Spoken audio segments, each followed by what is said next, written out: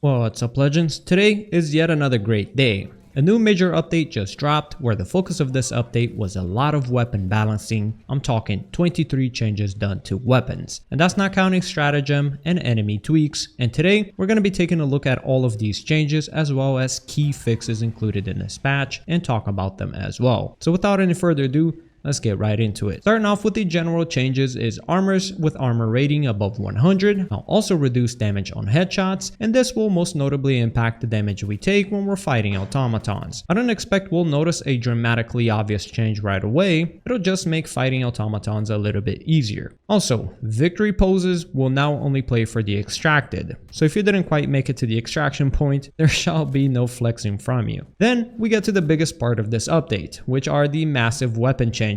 And we start off this list with the Exploding Crossbow. Exploding Crossbow will now have a smaller radius explosion with a stronger stagger. Also, we will have worse ergonomics when it comes to the crossbow, which in case you didn't know what that means, it means the higher the ergonomics on a weapon, the faster you can move or turn while wielding said weapon. So the crossbow, in other words, will turn slower. Also, another buff to it was its muzzle velocity was increased. Right away, I'm not too sure about this change. It seems that they want to make it a bit more powerful against the bigger guys by giving it a buff and stagger, but this change is a change that will definitely need to be tested. As reading it like this is rather unclear whether the changes will be best for the crossbow or for the worst. Moving on to the Quasar cannon. It increased recharge time by 5 seconds. So yeah, light a candle up for the Helldivers. We're taking an L on this one. Okay, so when I read this, I thought the recharge time was nerfed to 5 seconds in between each shot. But guys,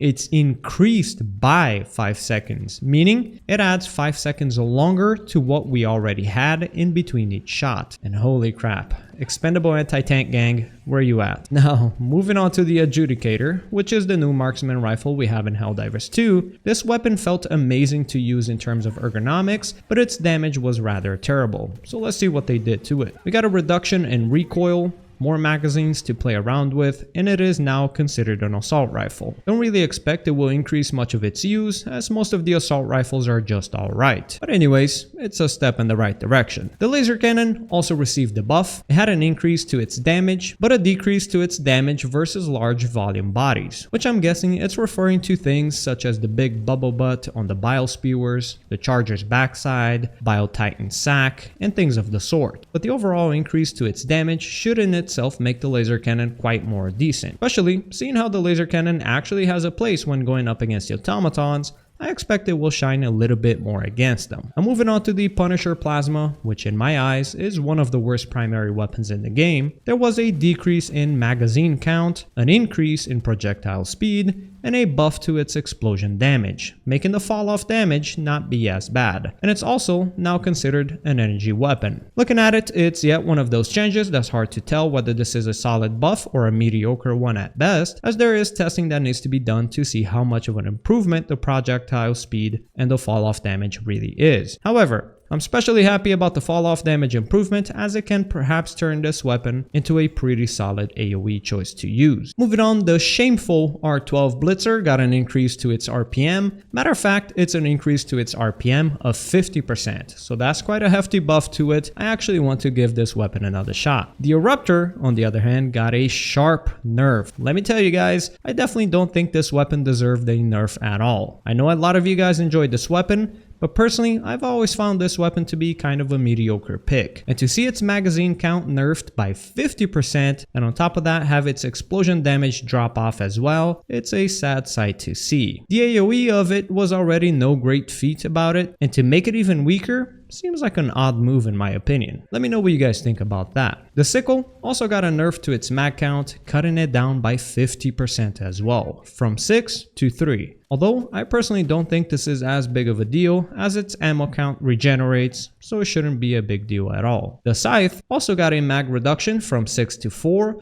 but had its damage increase from 300 to 350 damage, a decent 16-ish% increase. It seems like mag reduction was kind of the trend of this balance update. Arrowhead is probably wanting us Helldivers to feel ammo is a bit more scarce. Therefore, having to resort to other choices, it seems like, which is an interesting move by them. The Railgun Oh, glorious Railgun. We miss you, bud. The Railgun had an increase to its armor penetration in both unsafe and safe mode, but its stagger was slightly reduced. Oh boy, I'm not gonna lie, as soon as I wrap up this video, I gotta run a Railgun game. I wanna see how much of an increase to the armor penetration we're talking about here. Either way, it's good to see a buff to the Railgun. The stagger wasn't really all that relevant. The only relevant stagger in my opinion was the stagger it could do to the Bile Titan when doing a max damage shot, but we'll see how this will feel out. Moving on to the heavy machine gun, it also now has a crosshair in third person.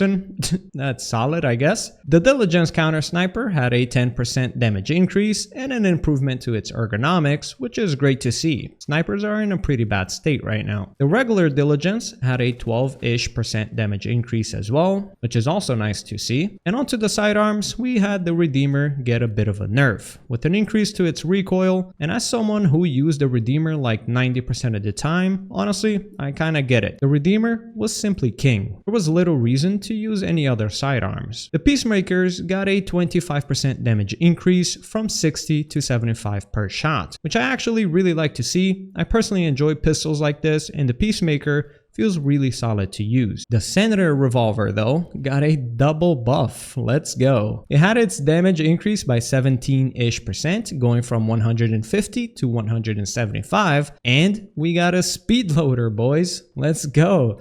New sidearm of choice incoming. I'm actually extremely excited about this. Onto the Dagger sidearm, it also got a large buff, increasing its damage by 33% from 150 to 200 damage, which is a really solid upgrade. Much needed as well. The sidearm was very poor. The Liberator AR got a damage increase of 5 from 55 to 60, which just helps out the damage a little bit, which is also nice to see, as well as the Liberator Concussive, which is currently the worst weapon in the entire game, sadly, but it did get a flat 10 damage increase from 55 to 65, which is also really good to see. The Jar 5 Dominator had a slight nerf to it. Its damage decreased from 300 to 275, an 8-ish% nerf to its damage, which kinda sucks, but hey, we'll take it. The Guard Dog Rover took a massive L today. It got its damage decreased by 30%. The regular Guard Dog, on the other hand, had a buff where the damage was slightly increased. Also, burning damage was reduced by 15%. I feel this wasn't really placed very well, but I think this is applying to all burn damage in the game, from flamethrowers to incendiary mines to firestorms, but I'm not exactly sure. Moving on to the stratagems, the machine gun Sentry stratagem had a slight buff to its health. Apparently, it had less health than the other sentries available,